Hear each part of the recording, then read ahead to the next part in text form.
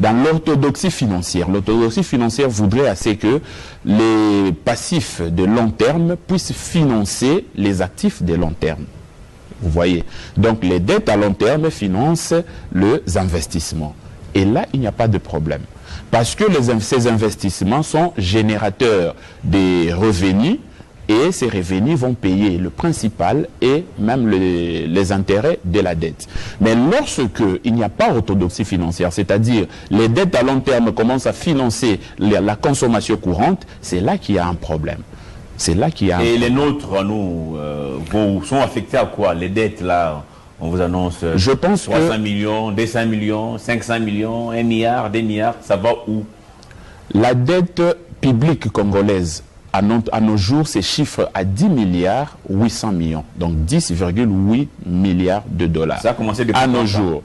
Nous avons, à 2019, on est passé à 3 milliards quelque chose, et puis du coup, en 2024, on est autour de 10,8 milliards de dollars. Vous appelez ça toujours bonne nouvelle ou c'est une mauvaise nouvelle? En tout cas, je l'ai dit et je me répète qu'une dette n'est toujours pas, une dette à long terme n'est toujours pas une mauvaise chose. Tout dépend de l'affectation que l'on donne à cette dette. Vous avez, il y a des pays le plus industrialisés au monde qui sont plus endettés. Mais le problème, c'est que ces dettes aident pour financer les industries du pays. Et ces industries sont génératrices des revenus. Et ça fait le boom de l'économie nationale. La dette n'est pas une bonne chose. Tout n'est pas une mauvaise chose, vous disais-je. Tout dépend de l'affectation que l'on donne. D'ailleurs, en finance, nous avons ce que nous appelons le levier financier. Donc, l'effet de levier, c'est-à-dire l'incidence des dettes sur le financement du pays, sur les investissements du pays. Parce que si vous avez une dette, vous demandez un crédit, vous avez une dette à long terme. Nous parlons bien de dettes à long terme. Vous avez une dette à long terme que vous allez payer aux échéances peut-être de 10, 15 ans.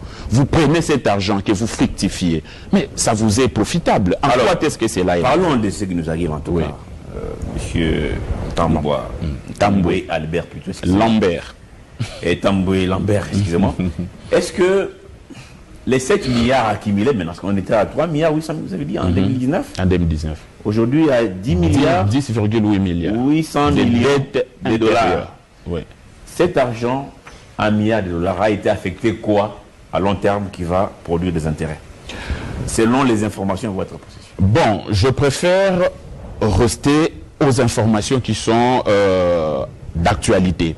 Nous avons suivi le ministre, le battant ministre des Finances, Doudou Fouamba l'excellence, qui, ayant décroché un contrat avec le Fonds monétaire international, d'ailleurs c'est l'information de la semaine dernière, de 2 milliards, un soutien de 2 milliards, 2,8 milliards, donc 2 milliards 800 millions. Les 2 milliards viennent s'ajouter aux 10 milliards déjà accumulés? Ça sera même donné en 2025, ce n'est pas comptabilisé en 2024. Ah, donc. Et le tout ne sont pas une dette, il y a une partie des facilitations à terme environnemental, parce que vous savez que la République démocratique du Congo représente le 2e poumon du monde à ce qui concerne le domaine d'environnement, et que cela aide aussi à la réduction de gaz à effet de serre que les pays industrialisés sont en train de produire par leurs industries. Donc la RDC étant un pays solution, la RDC doit aussi recevoir des appuis en termes énergétiques venant, en termes environnementaux venant des pays industrialisés. Là, ce n'est pas le problème. Mais non, le ministre a trouvé cela en place. Vous savez très bien que ce gouvernement n'est là que depuis 4 mois. Ils ont été investis, si ma mémoire est bonne, en juillet 2024. Et nous sommes là en novembre. Donc ils ont trouvé la situation telle qu'elle est. Donc ils sont en train de se battre comme des petits diables pour trouver des solutions. Et des solutions, si ces solutions passent par un endettement, il faut trouver cet endettement pour le fructifier et pour payer ce qu'ils ont trouvé comme dette. Et là, ils ont été clairs, le ministre a été clair, c'était le ministre de Finances d'ailleurs, qui a tenu une conférence de presse à la Cité de l'Union africaine. Cet argent sera affecté, primo, à la diversification de l'économie, et secondo, à l'épanouissement de l'agriculture, relance de l'agriculture. Et ce sont là... Ça, c'est encore la théorie. Mais revenons sur les 7 milliards utilisés. C'était ça ma question.